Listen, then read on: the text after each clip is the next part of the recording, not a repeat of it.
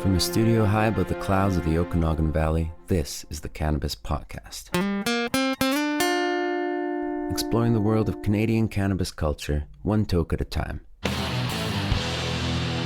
Now, here's your host and bud tender, Gary Johnston. Let me welcome you back to the Cannabis Podcast. This is episode 132. Perhaps this is your very first visit. Well, if it is, I'm excited by your curiosity, and I hope that curiosity will be rewarded by some great information about cannabis you're going to find in the next 30 or 40 minutes.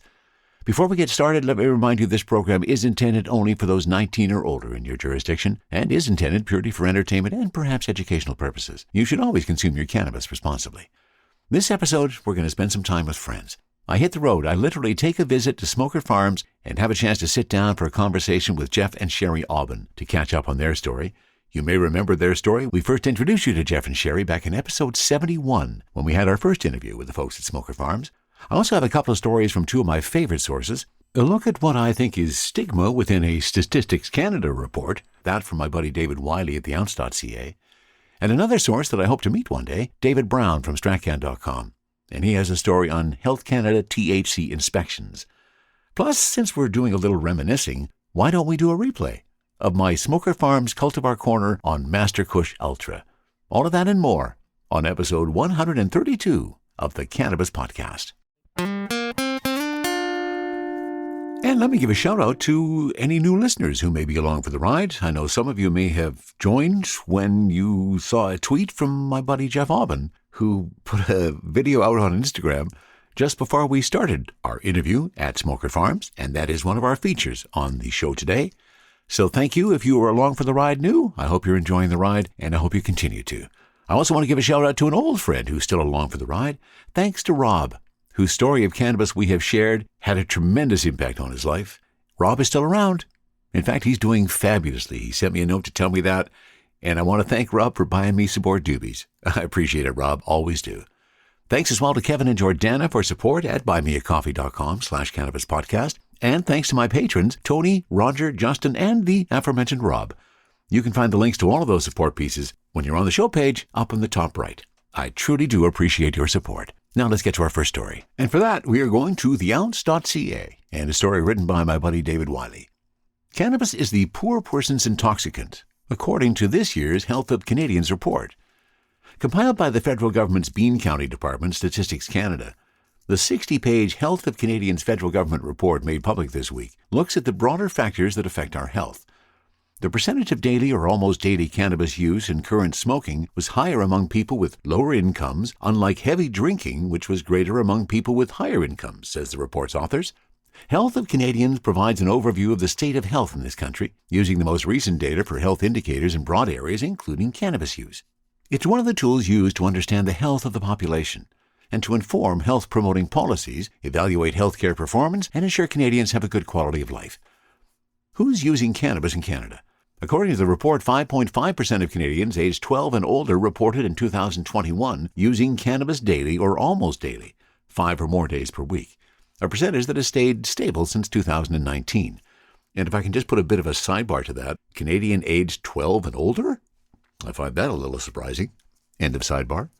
Daily or almost daily cannabis use was reported more often by men and women aged 18 to 34. It was also reported more often by bisexual or pansexual Canadians, 15.7%, compared with heterosexual Canadians of 5.3%. Cannabis use was higher than the national average in some Atlantic provinces, Prince Edward Island, Nova Scotia, and New Brunswick, as well as Alberta. Almost all are considered addicted by StatsCan. The report says 4.7% of the 5.5% of past-year cannabis consumers had what's considered impaired control over their use of cannabis. Daily or almost daily use of cannabis is strongly associated with adverse health outcomes, particularly related to mental health, the report says. Several characteristics independently increase the likelihood of having impaired cannabis control, including being male, being aged 18 to 24, being from a lower-income household, being single or never married, having been diagnosed with anxiety or a mood disorder, or having first tried cannabis at age 15 or younger, it says. Monitoring the number of Canadians at risk of developing a cannabis addiction is important, as addiction can harm health and negatively affect school performance, work, and financial well-being. What's missing from this report? StatsCan took a cynical look at how cannabis affects Canadian health in this report. Missing from the statistical picture are the benefits, especially the medical aspects of cannabis. Hundreds of thousands of Canadians use cannabis to ease pain, restore appetite, and overall improve their quality of life. Interesting article from David Wylie at the Ounce.ca, and I don't know why I'm surprised that a StatsCan report is taking a rather negative approach in determining our cannabis use in the country. And as I mentioned in the introduction, I think that seems like another example of stigma against cannabis to me. Do you think that's ever going to change? From the cannabis-infused studio in the clouds, this is the Cannabis Podcast. And we actually moved the cannabis-infused studio to a different location. Back in episode 77, I introduced you to Jeff and Sherri Aubin from Smoker Farms, the creators of Master Kush Ultra. And in the ensuing years, we've become pretty good friends. They visited the store a lot, and I really enjoy both of them and enjoy talking with them. I decided it was time to take a visit, so I drove out to Smoker Farms, got a fabulous tour of the facility, and had an opportunity to sit down for a great conversation with Jeff and Sherri. I think you're going to enjoy it. Well, here I am. I am on Smoker Road, and in fact, that's going to be my first question to Jeff Aubin. I'm here with Jeff and his wife Sherri at their fabulous facility here at Smoker Farms. What came first, the road or the farm? Well, hey there.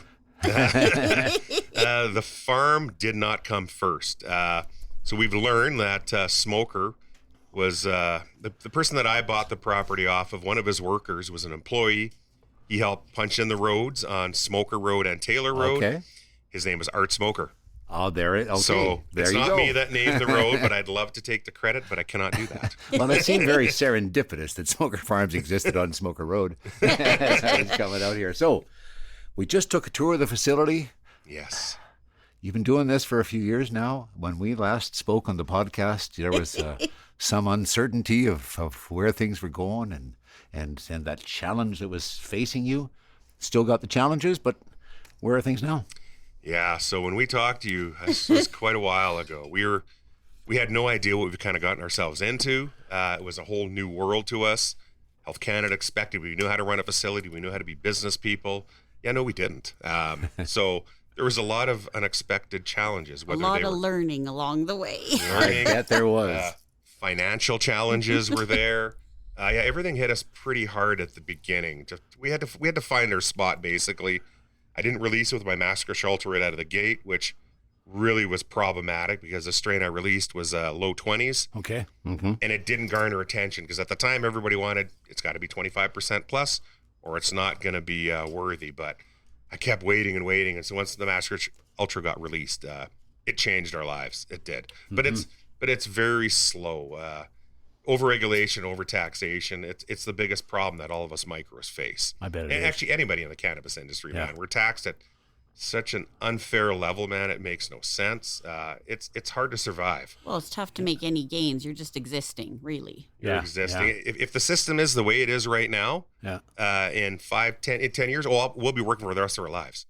We'll never get to retire because there's just not going to be enough money, man. So taxes have eaten too much of it away. Taxes, so that takes away your mojo a little bit in the industry. I bet it does, sure. But you know what? Absolutely. I love cannabis. It's part of my life. I've been doing this for 29 years now. I just can't stop. There's no other dream that I want to pursue. Well, we're all in at this point. We're all in. Yeah, you're kind of stuck with really what you got now, aren't you? We're all in, man. There's no changes, man. We're going to continue knocking it out of the park with one strain, Master Kush Ultra, because we can at this point. We're so thankful that it's got such good response all over the country, man. We get messages all the time that it's, the greatest weed I've ever smoked in the legal and the black market. We just get so much positive response from it. So it's amazing how people will take the time out of their day just to say how amazing it is. That is so cool. They're so grateful. I'm like, oh, I'm grateful to you. Thank you. and I never get sick of it. It's never lost on me. I respond to almost every single person you do. That says anything nice about us or our products, man. Good for you. I'm thrilled by it, man. He's on there a bit too much, if I don't mind saying so. Instagram and Twitter take up a significant amount of my day. I always got to think the day before the next day going, what am I going to post tomorrow? Okay. What am I going to post later in the week? But I want to make it natural. I don't want to script things because I'm not really into that much. No. But it's You have still to a plan. challenge. Some days you don't feel great. Maybe you're hungover. And it's like, okay, better get my Gotta hair do it washed. I got to anyways. do some Instagram. Yeah, I mean, and we've chatted about this. Honestly, from my opinion, one of the reasons why your Instagram works the way it does is because you are you. You're authentic. You're not trying to be somebody else. And in today's world, that's a real bonus. So Yeah, I Oh, everything's real about us. There's no covering anything. There's no covering, this man. Is us. If a duck's a duck, I'm going to say a duck's a duck. I don't really hold back on many things. But yeah, no, hey, when we started this, obviously being a black market drug dealer like I was, there was no Instagram, there's no Twitter, there was no social media. So nothing. now being on social media, I never thought it would have turned into this. I'm the hey there guy. Yeah. I'm showing everybody what we do in the room, but it slowly went this way. With really the inspiration, I have to say, it's got to be Benny Sativa. Okay. Benny Sativa, him and dopest mom ever, Matt and Brady, Sparrow. They sculpted you. They came here and they did an interview, some filming and stuff, and Matt helped mold me into what I'm doing today. Okay.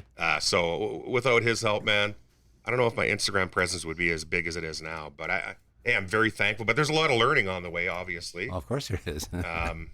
Yeah. Well, and you've just gotten more comfortable doing it too. Like when we Oh, that look too, back sure. at some of the old ones, it's like, oh dear, you've come a long way. Oh, I look so awkward, man. Now I'm just staring at my phone and I'm saying something into it, and Yeah. it's easy for me now. But again, I'm trying to sell us, Yes. our products and who we are. But I want to show everybody what we're doing as well. So it's easy to talk about yourself It is always. if your back's against the wall a little bit, and you gotta sell yourself a little bit. Yeah, So you absolutely do. I want everybody to know our story, man. We're not rich people. We didn't come from any of that. No, and what a story, and what a product, and what a domain you've built out here. I just, as soon as I drove into the facility, I thought, wow, this is so cool. First of all, to be back in the mountains. I'm a Kootenai boy, so I Right love on. being in the mountains. Very nice to be here, and then to see what you've built. Well, first of all, your home, pretty comfortable. Yes, your thank space you. here is pretty darn nice. We're very happy. We're There's very blessed. Yeah, absolutely. We say it's like about money and hardships, but overall, like the stuff that we have, we Yeah. were blessed. Oh, the views, we the are home, blessed. the facility, everything. 100% we are, man. Yeah, when you I are. when I started this property, I had an incident at the black market that I had to. I was a hidden partner, and I had to walk away from it. So I bought this property. She never even seen the property. I was working. but I found a mobile home for $5,000. I can move on to the property, and I had to continue growing weed. I was an hour out of Kelowna, but I went, what the hell? I got to try to pull this off. And we punched the road in here. There wasn't even a road down there. There was Oh, wow. nothing down here, man. We brought the power lines in, the water lines in. We did all of this, man. There's so much of my blood, sweat, and tears on this property. And Oh yes. so it means bet. so much to us. But we're on our own little paradise here, man. It's Well, you sure are. it's such a great lifestyle. The community of Carmi, Beaverdale, such amazing, great people. People would do anything to come help us if we requested. Yeah. So yeah, we're very blessed. We're very thrilled. We are. Man. And when grateful. it comes time to do the work on the farm, you must be helping out the economy of the local area too. I do employ. We have about 7 or 8 employees in the community. Yeah, nice. We pay them very fairly, man, a fair wage. And because it's not consistent work either, so not- we want to make sure that they want to keep keep coming out back time and to do come it. Yeah, see us. yeah, Yes. absolutely. So I pay them a good wage. We pay them a good wage, and they drop things if they have to accommodate us. But I give everybody a lot of lead time to do it. But Nice. we all work in there. We're plucking leaves, we're trimming, whatever, and there's so much laughing that's going on. The music's cranked. The music's great. Yeah. So yeah, so we're absolutely. having a pretty good time. But We're working, but it's a great work environment. It I was, have isn't to it, say. though? it is, man. Isn't Everybody it, though? says they love to work here. So we're thrilled by that we can create something, a little boost for the economy. But in this, you got to understand this community that we're in. This was some of the biggest dope growing community people here for years. Mom and pop things everywhere. Almost every single second house here grew. But now with legalization, it's stopped. What a province, eh? I'd say. But it's so ingrained in this community.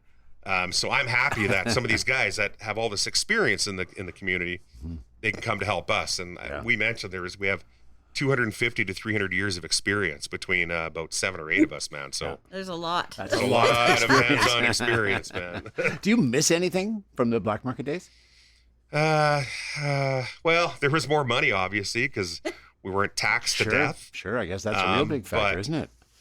But no, I don't I don't have to look over my shoulder anymore. So there's a lot to be said of for so that. many factors in that the market. security is a heck of a lot better. Yeah. And Security's better, but you get to a point in your life, for me, it was in the cannabis industry. I'm like, you know what? I was losing passion. I didn't want to lose everything that I had to continue growing, to not make much money, to even survive or travel. So I was like, I was out of, if this micro license thing didn't come for us, we were done. I was going to figure it out. I was going to get a job, retrain. I looked at going up north, driving big dump trucks, whatever I had to do, man, to survive, because I lost interest in it. So, but you know what? I don't miss the black market. It got to me where I am. I'm pretty happy. It gave me all the skills I needed to survive in this industry, because if you come in this industry just with money, thinking you're going to grow weed, you don't have that knowledge behind you, you don't know how to read a plant, you're pretty much screwed, man. Absolutely. You will There face are some things challenges. you cannot teach, and that's something that's just a learned skill over the years, and you've always been very good at it. I can walk into a room. The one time I had a dry plant, I walk in that room, I smelled it within 5 seconds. I'm like, there's a dry plant here. I know something's going on. Something's not right. Something's different. So that's the skill you learn as a grower over the years, man. Well, and I got a sense of that as we just did a tour of your facility, and wow, was I ever impressed. I've never been in rooms with that much cannabis live and growing at any one time, so that was a pretty cool environment. Oh, that's awesome. But obviously you've got some skills, some knowledge that you're bringing into this to grow your Master Kush Ultra. What are kind of the things that you are able to do now that you weren't able to do back in the black market days? Well, the black market days, I did it pretty simply. I tried all the different styles of growing. Soil was the easiest. I would come up here only every 2 days when I lived in Kelowna to do my watering schedule and stuff. So I couldn't do something risky like hydroponics. It was just too much risk involved. So with the legalization, what it enabled me to do is, spend all of our money on all this fancy equipment. But it made me able to get some fancy equipment, to bring science into the picture a little bit. A grower can think he has the greatest talents in the world, but you need to embrace a little bit of science to pull it off. I know how to read plants very well. I can tell when things aren't right. But I guess the science is kind of the biggest thing. The biggest difference for you in what you're doing. It really is, yeah. Would you agree? Oh, definitely. I'm Well, and in fact, that's when we did our first interview. You were still just kind of on the peripheral. You hadn't jumped in with both feet. No, as I I had see not. You are No, now. I am now in full both feet. Yeah, and you sure are. Yes. I stopped working mid-January, and Okay, Yay, well done. thank Yes, you. excellent. That was the happiest day of my working life. It was. away from here. Now I think I've taken on way more than I had before. Yeah, it's not that you stopped working. No, it's just a You stopped different getting work paid now. for it. I'm not getting paid for this Now she's work. not getting paid. It's to get paid for that That work. too. But I'm in full force, and I've taken on all of the bookkeeping and the reporting, and I wouldn't have time to do both things now. I'm in there all in. Without her, and I've said this countless times, without her, there's no Smoker Farms. Yeah, I bet. There's no Master Kush Ultra. Yeah. There's no Triple Mint Train Rack. There's no nothing, because I can grow weed, and that's fine. But for us to be able to go through all the regulatory processes to document what I'm doing, we can't do it. So she's such a vital part of the business. She really thank is, you. man. Yeah. And like I said, happiest day of my life when I talked her into finally quitting that job, and she could just work for us. And hey, we didn't know if it was going to work, but it is working, man. Well, thankfully. That's why I hung on so long, because I needed to see. I'm like, I'm not giving that up until I know this is going to be. Even at that, though, I was a little skeptical, but I'm like, all right, I guess, it's time. Okay. Well, and I think that's one of the things that most people who smoke weed, go into their store and buy their weed and go home and smoke it, have no idea of what you have to do in terms of reporting what's going on at this organization. Oh, it's crazy. Every leaf Every we day pluck is crazy. every scrap, every piece of stalk we cut off, everything has to be weighed. And the Yep. CR ladies were here this summer, and sitting actually right over there. And I told her, I said, the system makes me feel like a criminal. Yeah, exactly. There's no trust here. I still can't go to the United States because I'm a legal cannabis grower. That's a whole other issue. But there's no trust between Health Canada and the CRA. I have to weigh every goddamn thing, man. It drives you nuts sometimes. Like, really, man? Like, is this that important to weigh? But they want to make sure I'm not selling weed out the back Out door. the back but- door, and that's what they're always. The same thing with retailers. That's the thing. It's Like the if same- we put something out for display, we have to destroy it on a camera to ensure that it was not sold out the back door. Like That's ridiculous. It's insane. It is. It really is. You know, Like, give us some credit here. We actually do want to make this a viable industry. Well, and that's the thing. That there has to be some recognition that those who are in it for that fact. Yes. Make it a viable industry. Cut all the bullshit out, Yeah. and let's get down to it. That was another thing that I wanted to ask you about, and that was when you had some warning from Health Canada in regards to the videos and Yes, what you so, were doing. What's that all about? so What's the story apparently- behind that? And Apparently, another exciting thing that just happens to crop up. You think, oh, we're almost done now. Okay, that, and then it's like, oh, now we have to do that. Okay, next. But I turned it around into something comical, funny, what I could do. So apparently I have a target on my back, which whatever. Yes. Two separate people on Twitter reported me to Health Canada, which it's not an easy process to report, but they went out of their It way isn't. to report that my hair was unfettered, whatever. I didn't have a You hairnet didn't on have it. your hairnet on. You And that I you was didn't have wearing PPE jewelry. So on. the woman interviews us on the phone, and she's From- going on from and Health on. Canada. I'm from Health Canada. I'm like, hold on, because she asked me a bunch of jewelry questions. I'm like, hold on, are you talking about the giant necklace that I always wear? And she chuckles a little bit, and I went, okay. So let's get to the bottom of it. No, she wouldn't tell me who. All she would tell me is there's been two separate reports. Wow. Both And I'm the like- jewelry and the hair, and in I'm the like, room, okay, and no so- PPE. So now what we did, I was a little pissed going, come on, man. I Like, bet you were. like, really, people. Well, to it's her this bad. suggestion, though, as well, don't forget, she says, well, if you have it documented that there's no risk, then you go right ahead. And we're like, alrighty then. So then we created an SOP. I now have the hair and jewelry SOP for, what is it? You're the social liaison. I'm the social media liaison, And that's the at, standard Smoker operating Farms. procedure for that? and I have a hair and jewelry SOP, which allows me to have Film my in hair the room. film in the room without a hairnet. 'Cause, hey, I got mousse and hairspray on this bad boy, man. You put a 5-pound weight on this thing, it's not going to move much. We have reviewed this, and it does not have any potential risk to the cannabis plants. Oh, that is And, hilarious.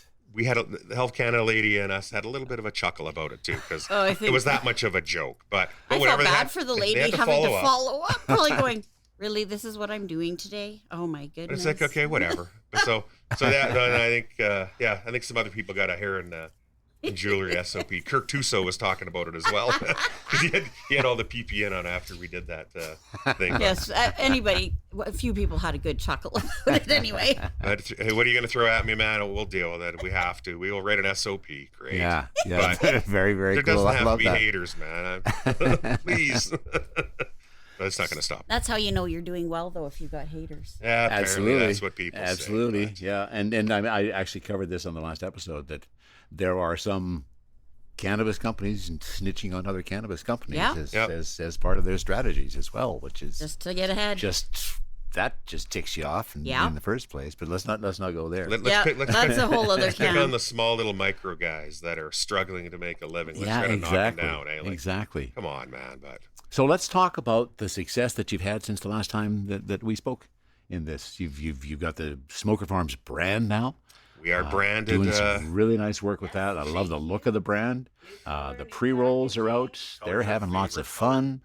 Yeah, so give us the story. How has it gone and what's brought you to here? Well, yeah. So, yeah, we started out with BC Black about 3 years ago. We're into their brand at the time, which worked for a while. Then now we've. Well, and to their suggestion as well. It was Yeah. Ben and Janine's that we need suggestion to that be our we should own brand out and be our own brand. So I was thrilled by it because I thought we had enough to pull it off as well. I think we had enough following all over the country that we could pull this off. So yeah, we branded out. Picked our bag color, picked our logo color, and yeah, everybody seems to be really gravitating towards it. Yeah, It's it's a a- nice look. So yeah, we had the Ultimate we started with. Then Yeah. the Master Kush Ultra came into the scene. Then the Triple Mc Trainwreck, our sativa, we did some runs of that.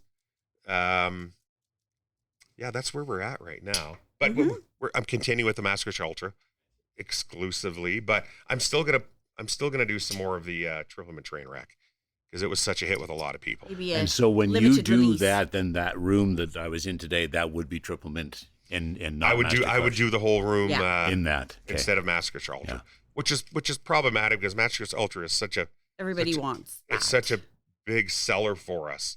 Our vault is empty of it, so to bring another strain into it, we may not have the same sell through. It's a little complicated for us, but we'll see. I have to figure some stuff out, but I do believe we will do, like the wife said, a limited release of it here and there, because there is some demand for it. There is. Excellent. And that was a couple of the mothers that I saw. Yes, a couple that of the as well. little mothers, and I'm just holding on to in my little room there, just when I need them next. So it takes a little from that point to when I'm going to use them. It would take me a month or so Gotcha. because they're just small little plants. I'll have to grow them out into a mother so I can cut enough clones off them and fill the whole room. Which, yeah, like we alluded to earlier, I cut my own clones. Yeah, and that's where I was going to go next, because I think that's one of the reasons why Master Kush Ultra is so popular.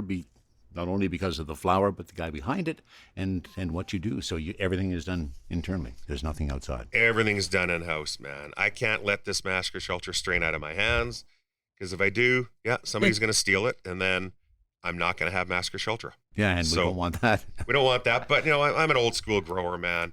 I should be able to cut my own clones. I should be able to start and finish in that building without anybody's help. Yeah. That's my job. That's what I believe I should be able to do. So I don't need clone companies to It supply saves me us with a lot of clones. money what you do, though, too. It saves us a lot of money. I the bet clone, it does. Oh, yeah. There's clone companies out there, and clones aren't cheap, man. Yeah, To refresh your room with a batch of clones, man, it could be thousands of dollars. So I bet. to be able to do it in house by yourself to save cost and Yeah. to know you know what you're getting, Yeah. because there's not going to be no delay as long as you plan your stuff accordingly. Going, okay, I need clones in 2 weeks. I make sure I cut them by this day. Bam, your clones are ready. There's no, well, sorry, we can't ship to you. There's a fire or there's a flood somewhere. When it's in your own hands, you can control your destiny. And a you little had bit the right more. amount because you know how many you're going to And you need. always have the Yeah. right amount. So Yeah. it's depending on less people to pull this off is Yeah. what I, but I guess it's control. Do Damn, you that control have a word. control issue?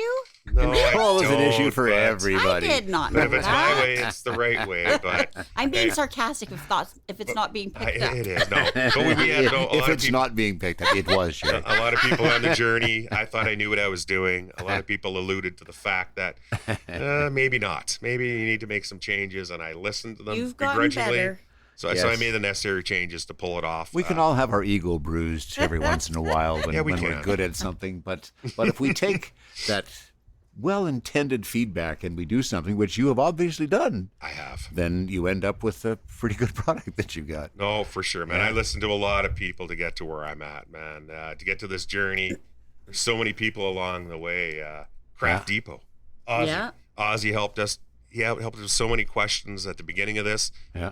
pointed me in the right direction. But we never ended up working together because my cannabis wasn't strong enough right out of the gate. So Okay.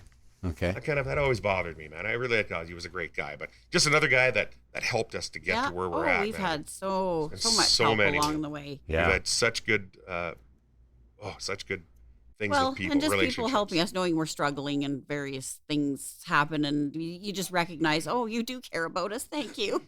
Do we look that weak and pathetic? then you're flexible. Oh, are we that pathetic? Oh dear.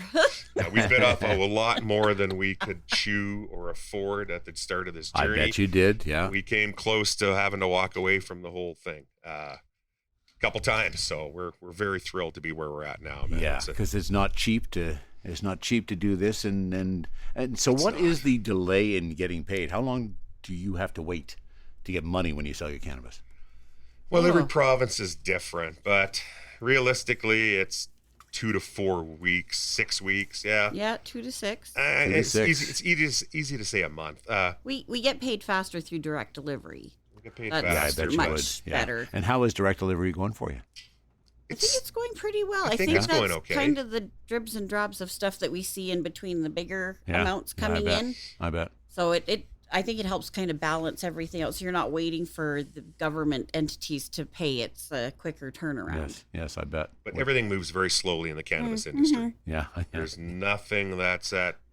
Yeah, don't. If you're in a hurry, man, this is the wrong industry because you got to learn to be very patient and wait it out. Yeah. I think the when we first started this, our first Yeah. crop, we never got a paycheck for maybe 5-6 months, and we were It was freaking getting out a little going, scary. I bet you what were. the hell is Little going scary. on? I bet How can you this were. happen? But I hear other people at the start of their journey, Yeah. it's the same. It just takes you so long to get your foot in the door and to wedge it in there before But you we didn't get have some anybody paycheck. to ask because we were kind of at the beginning of it. So Well, there's sure, not you were really the leaders, anybody kinda. to ask anything. So many Yeah. times I would have loved to have asked somebody something. You had to figure it out on your own. No, man. We did, there's- and it cost nobody that to cost money because it's like, oh, we didn't need that. Oh, that was a waste of money. Yeah, or we bought too much of that. Yeah, and why yeah. did we do that? We didn't need that either. We made some mistakes along the way, but nobody knew the right information No. to tell us. Again, we were so early in the industry. Even it took me 2 months to find out what kind of metal or what I was going to treatment on my walls for my rooms. Nobody would tell me, man. Like, Wow. but my buddy Rod Gruber from the metal shop in Vancouver, he designed it all. He He built did. it. All that fancy metal in that room. Yeah. That's all his handwork. And Very cool. we and all our friends, man, we spent 7 days putting We it all hung up in it the facility, ourselves. man. Wow. It was a hell of a journey to get that done. That was a Sheet such a metal task. above our heads, drilling. I'm like, oh, this is fun. Well, it's quite the operation you have built. It's. I was very impressed in the tour that you gave me. I appreciate Well, that. thank you. the We were happy to knowledge. have you. Yeah, it was just lovely. I had a fabulous time. I got lots of pictures. I was told Excellent. to come back with Good. lots of pictures so that I can not only prove that I was here, but people can see what you're doing. You're doing a fantastic job.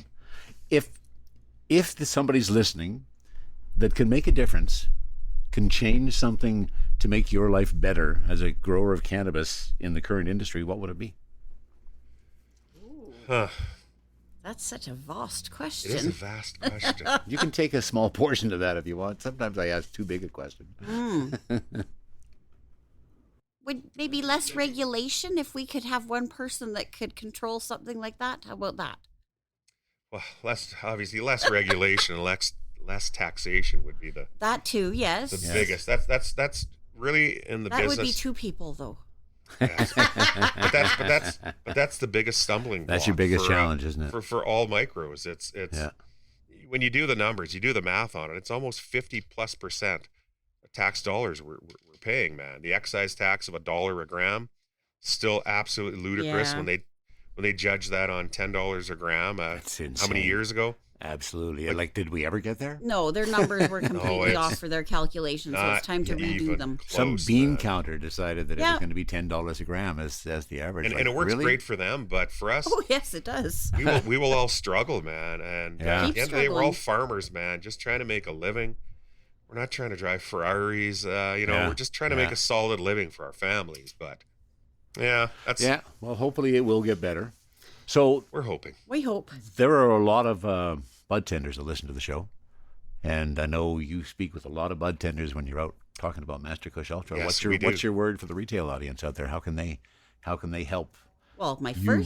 first was thank you for all that they do because they are our biggest sellers of our product. Oh, 100% they are, man. If any bud tenders ever talked about our Master Kush Ultra or helped sell our product or feature our product, man, we're absolutely beyond thrilled by that. I hope you watch our Instagram. I hope you hear our story or know our story a little bit, because Yeah. if you know our story, I think it makes our cannabis so much easier to promote and sell. Yep, it does. Because as you alluded to before, we're as authentic as we can be. Yes, and yeah, if you have questions or anything, or reach out to us, like we're always happy to talk to anybody. Really, Yeah. like we know that we have to work together to make this happen. So Absolutely. yeah, Oh, bud tenders are a huge part. I know when we Absolutely. first started the journey, we went to some stores, kind of asked for the manager, but we went, no. It was took a it was you couple- that alluded to the fact that, hey, let's it doesn't matter who the they're the ones manager selling our is. weed. Exactly, man. it's So let's make sure we really spend some time getting to know the bud tenders and talking to them. Yeah. So that's vitally important for us now. Because I didn't want to We've realized. disregard them because their job is just as important. So Well, they're the yes, they're the ones selling our They're product. speaking to more of the customers. and- Exactly. yeah, they are. They are. They're the ones that end transact with a customer. They're the ones that do that. Yeah. It's not always the manager that's in the background. Yeah. Yeah. So absolutely. we love all you bud tenders. Thank you so Yes, much, man. Thank you. Yeah, well, that's cool. I don't want you to think that it might have had something to do with the fact that we smoked some cannabis before doing the interview, Master Kush Ultra. but it might have. Because here I was putting the equipment away, and I turned to Jeff and I said, "Oh, I forgot to ask you about the vapes." So, Jeff, that's obviously something new with Smoker Farms. So coming out with some vapes. Yeah, man, we've been working on these vapes now for quite a while. We're working with Jay from Guerrilla Gardens in Alberta, Oakland Oaks. He's a great guy. We're going to collaborate on this project. So he has he has 3,000 or 4,000 grams right now. Okay. We're just waiting for the final test results to get through. Right. And we are going to be releasing vapes very, very soon. So now, if our flower is hard to find because it sells out quickly at some places, you can always go buy a vape cart and you can have Master Kush Ultra in your pocket for as long as you want until you run out and you got to buy another one, obviously. But so it's full spectrum vapes. Nice. We're very, very excited about it. We're also excited about releasing 7-gram formats now. Oh, nice. Of Master Kush Ultra. Excellent. It's been released in Ontario. I believe we're doing it in BC here right away. And there may even be 14 grams that are going to be possible. Nice. Our 5 packs of Master Kush Ultra pre-rolls, half-grammers. Yeah. But chongers are coming. 1-grammers are coming. Well done. So that just what everybody needs, 1 gram of Master Kush Ultra. Yeah. Those are some great innovations. Some people need it. I get it. Good, and I'm glad to hear about the 7-gram format and the 14-gram format too. Those are markets that are widening and becoming much more popular. They are. The 3.5 market kind of is dying off. It is, yeah. So, and I get it. You want to go to a store, you want to have more than 4 or 5 joints out of a little bag. So you want more, and I get it. Yeah, exactly. You so get cool. more, people. I'm glad to hear that the vapes are coming on and some different formats in the flower. Wonderful. Oh, yeah. The vapes is such a game changer for us because it's all our trimming, waste material. And again, we got the right guy, I believe, Jay from Guerrilla Gardens, man. And Benny Sativa's on the team. He's going to be helping us promote it. So Nice. Can't wait to see what we're going to come up with or try to disrupt the industry just a little tiny bit for a little micro. Excellent. Glad to hear. And again, there's just proof that even though you're stoned, it doesn't mean you can forget everything. Absolutely. Yeah, I am very high. Well, I have had a blast. We have too. It's been fun coming out and seeing your facility. I've wanted to do it for a while. I really enjoyed the tour. That's just Awesome. going to roll around in my brain for a while. Yes, you had some good questions. Yeah, it was a lot of fun. No, for sure. No, we had a blast, man. You're a great guy, and we love supporting you, man. And Very grateful your for you to come out. podcast is just awesome. Yeah, absolutely. We promote it whenever we can. Well, I appreciate that too. Thank you for having me as a guest today. It was my pleasure to be here. Thank you for wanting to. Yeah, Yeah, and, absolutely. and all the best to Smoker Farms on Smoker Road. And let's hope the rest of the year is a fabulous one for you. Thank you very much. Thank you very much, man. hope so, too. We're hoping that we just continue at the pace we're going, and our consistency continues, which is what I thrive for every single day. Yeah. Consistent, happy cannabis, and that's what we do. And 'Cause we're always very, happy. It is very happy cannabis, let me tell you that. My eyes are heavy. Excellent. You guys, I hope you enjoy the rest of your day. Thank Right on, you. Gary. You too, Gary. Love you, man. Sharing stories about good weed while trying good weed. This is the Cannabis Podcast. And for our next story, it is by David Brown from stratcan.com. Health Canada has conducted more than 24 inspections of cannabis producers this year for the purpose of verifying the THC levels of cannabis products. All products inspected thus far were found to be compliant. In response to a media request from StratCan, a representative from the Federal Health Authority says they have conducted 28 targeted inspections and 3 compliance verifications of federal cannabis license holders. License holders with several high THC products, greater than 25% THC, in the retail market were selected for the targeted inspections. The additional 3 compliance verifications were those associated with an external complaint. So far, 27 of those reports were found to be compliant, and the results from another 4 are still pending. The issue of high THC products, primarily cannabis flower, is contentious in the cannabis industry. While research often shows that the THC percentage in most cannabis flower is in the high teens to low 20s, increasingly many cannabis flowers on the market advertise having well over 30% THC, something considered statistically improbable but not impossible. Such instances have prompted many in the industry, from labs to producers, consumers, and retailers, to call on the federal and even provincial governments to do more to ensure that THC levels reported on labels are accurate. Earlier this year, Rob O'Brien, the CEO and CSO of Super Research and Development in Kelowna, shared his own independent testing results online from 46 different cannabis products he purchased from BC cannabis stores. He says the result of his test show significant variations in the cannabis flower he tested compared to what was stated on the label. In some cases, there was more than a 40% difference. In one example, results showed a product labeled at 34% THC to be only 19% with his testing. This past July, Health Canada announced it would launch a new data gathering program on cannabis markets in Canada that will include sampling and testing of both legal and illegal products currently in the market. Health Canada routinely inspects cannabis facilities and conducts secondary testing on cannabis, but maintains it does not inspect cannabis labs that provide the results used by those cannabis producers. Health Canada's Cannabis Laboratory does the testing, explains Tammy Jarbeau, a senior media relations advisor at Health Canada, in her email to Strachan. The same laboratory also provides analytical testing for illicit cannabis that Canadian law enforcement agencies have seized. As part of the program, Health Canada's Regulatory Operations and Enforcement Branch, the ROEB, Cannabis Laboratory, will randomly purchase cannabis products from authorized retailers in Canada. Although no data from this program, the Cannabis Data Gathering Program, is yet available, Jarbeau says that summary reports on its findings will be published on an ongoing basis, sharing the results anonymously without reference to the name or brand of the products tested or to the manufacturer of these products. Several provinces have released testing results of illicit products obtained via law enforcement actions. In 2022, Ontario shared a study that showed illicit edibles have significantly less THC than advertised and high levels of pesticides. New Brunswick and British Columbia have also released similar testing results from illicit products. An interesting scope on that, the THC values, of course, varying wildly since legalization first started. I did get a sense of that from my visit out to Jeff at Smoker Farms, and a bit of the understanding how some science is helping to increase those THC levels. But it would be really nice to know that what we're seeing on all of our labels is truly accurate, wouldn't it? Well, hopefully we'll get to that point too. THC, CBD, terpene profiles, what's in me? Oh, please explain to me. Cultivar Corner, Cultivar Corner, oh yeah. Cultivar Corner, please explain this stuff to me. Well, we're doing something different on Cultivar Corner. I have not yet done a replay. I thought in this episode, since we have had a conversation with Jeff and Sherri Aubin of Smoker Farms, and you heard a lot about Master Kush Ultra, it seemed kind of appropriate that I replay the Cultivar Corner of Master Kush Ultra.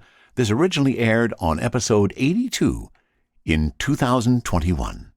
It's also interesting as we look back to think how things have changed over the last few years. As you'll hear in this episode, we hear some talk about JVCC and BC Black, and when Smoker Farms' Master Kush Ultra first came to market, they were in those little nitrous tins. I hope you enjoy it. And on Cultivar Corner today, we have a local favorite. Well, not actually like really, really local, but local in the sense that it's some more BC bud. And local in the sense that it's some more product from a company we've talked about before, and that is Joint Venture Cannabis. JointVentureCraftCannabis.com is the website. You go there, you're going to find a whole bunch of stuff being promoted under a brand name called BC Black, a craft legacy built on tradition. And I'm pleased to say that in my hands right now is a tin, one of those nice little tuna tins, so packed with a little bit of nitro to open it up. I've already popped the tin, though, so you're not going to hear that. But this is something that I've been kind of excited for. This is from some people that we talked with a few episodes back. If you remember, we talked with Sherri and Jeff Aubin. They run Smoker Farms, just in the Kettle Valley, and this is their product. They're really excited about it. They are so stoked to have it out in the market. Jeff has been a grower for a number of years. He has been working with Master Kush for about 15 years, I think. Master Kush Ultra. It's a cross between G13 and OG Kush, a legacy strain that dates back 15 years. Tightly packed buds, and they are very tightly packed. Dark green in color. The nose is woody and peppery with hints of orange or citrus. Yeah, definitely some woody, and I'm getting a bit of a citrus note on that. This indica strain grown hydroponically with food tables and rockwood cubes, each plant fed by a dosatron nutrient delivery system. Its flowers are meticulously trimmed, hung to dry before being hand-finished and packed in nitrogen for optimal freshness. Expect a one-of-a-kind taste and a smoke that is absolutely loaded with THC. So, as we have been speaking of late, what's the terpene percentage?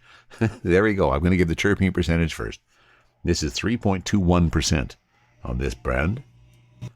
And there was a bit of a delay in actually getting back with the next part. Unfortunately, I'm in a house that in the wintertime, the furnace comes on sometimes a little more frequently than I would like. And it's really noisy because it's just next to the studio.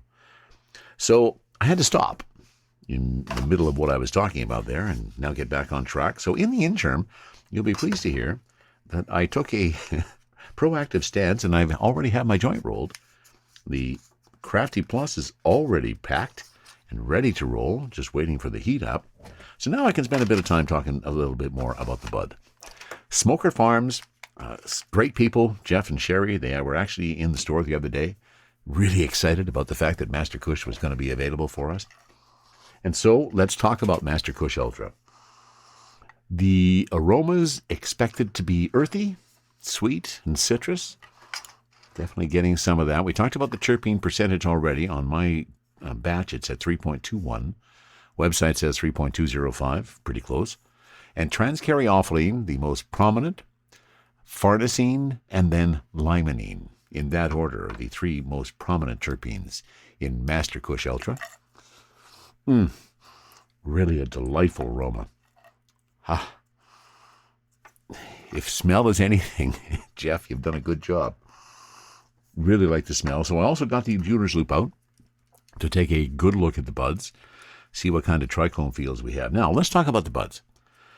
There's been a lot of, there are a lot of people out there that always want really big buds.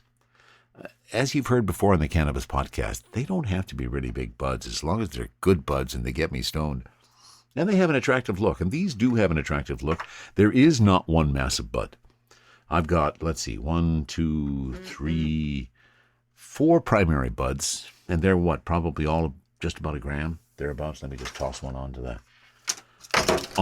my scale and throw a few things around while I'm doing it, just to check out one. And yeah, so there you go. That one's actually 1 gram exactly. So there's all 4 grams, and obviously they're not all 1 gram, or it would be overweight, and it wasn't. It was right on 3.5. But they're really nice looking buds, and you can tell that there has been some care to how they have been trimmed. I'm looking at one, in fact, that really shows that there was somebody who really wanted to get this one down to the ultimate part of the bud and has scraped off all of the sugar leaves, virtually none. Even when I look at it through the jeweler's loop, I'm not seeing a bunch of sugar leaves. Now, I did want to comment on the trichome fields. They seem to be pretty vast in most of the buds that I have taken a peek at, and I always like to do that with some fresh cannabis. Surprised a little bit that there aren't quite as many amber trichomes as I might have expected in a Master Kush Ultra, something certainly heavy on the indica side. But we'll find out when we smoke it, but there are a lot of trichomes, and this piece has a bit more amber on it. I guess it depends on the bud you're looking at and the particular part of the bud you're looking at. Yeah, there's definitely more amber in that mode. They're nice-looking buds, so as they say, they are definitely a dark green. Lots of red hairs in there, which is, again, pretty typical for cannabis. And lovely aroma. And when I did grind them up, there was much more aroma, more of that earthiness that really came out. A little bit of the sweetness, but certainly more of the earthiness when I was in the middle of the grind. So I have my joint prepared. I actually almost lit it while I wasn't recording just because out of habit, as soon as I finished rolling a joint, I light it. But I didn't. I held on just for you. So this is something we've been looking forward to. BC Black's Master Kush Ultra, crafted by Smoker Farms. And in fact, I'm going to take my first hit out of the vaporizer because I want this to be the full flavor profile.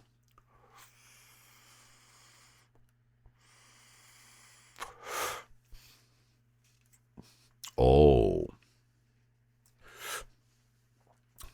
Now, there's definitely some earthiness there. Some of the sweetness is rolling it. A bit of that hint of citrus coming through the vaporizer.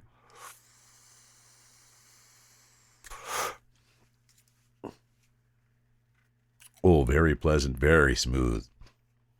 Very, very, very smooth. I like that. THC, have we talked about that yet? I don't think we have.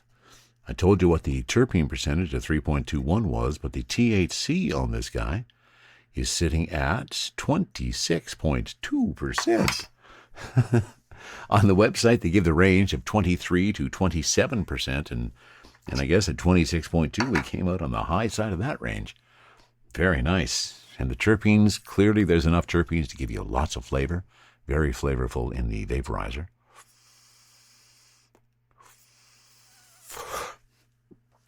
And I can feel a bit of that high creeping up on me now. Yes. There's the happy eyes that I absolutely love, and wow, there they are. And that's after, 3 hits off the vaporizer, I guess.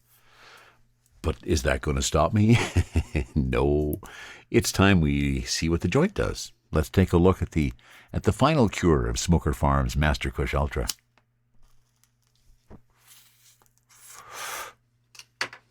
Still smooth. Not a harsh smoke through the joint. As I look at that ash build up, oh, very nice. Just immediately to a nice white ash as soon as that burns. Nice even burn down my joint, which of course I guess is more indicative of whether my roll was good. So yeah, my roll was good. Oh, the flavor profile through the Crafty Plus is just absolutely divine. Just enough earthiness to make it unique. A sweetness to kind of make you want some more. And just a hint of citrus to let you know that there's a bit of limonene that's hanging around in there. And as I said, I don't know, back a couple minutes ago, I've lost track of time. The happy eyes definitely came on, and they are still there. And moving a little bit into a bit of a body stone for me, which, again, I'm hoping for. I am looking forward to the indica aspects of a Master Kush Ultra. Oh, yes. Just got a bit of a buzz. No, I didn't mean a buzz. Yes, I do have a buzz, but I meant a rush. Okay. I may have reached that stone state. And I got here in fairly short order. At 26.3%. Oh, yeah, definitely the happy eyes are there. and I love that in a good cannabis.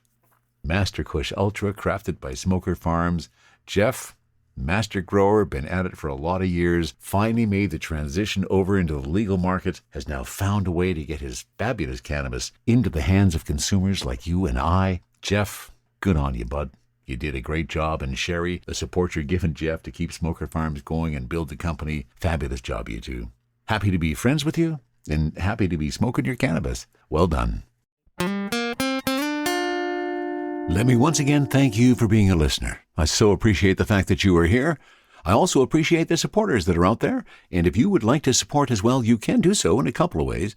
You can go to buymeacoffee.com/cannabispodcast. There, if you feel so inclined and you like what you hear, you're welcome to buy me a doobie. Or you can go to Patreon and you can become a patron. There's a couple of different levels, and you can find the links to all of those in the show page right in the top right. That's it for episode 132 of the Cannabis Podcast. From the cannabis-infused studio, high above the Okanagan Valley, this was the Cannabis Podcast.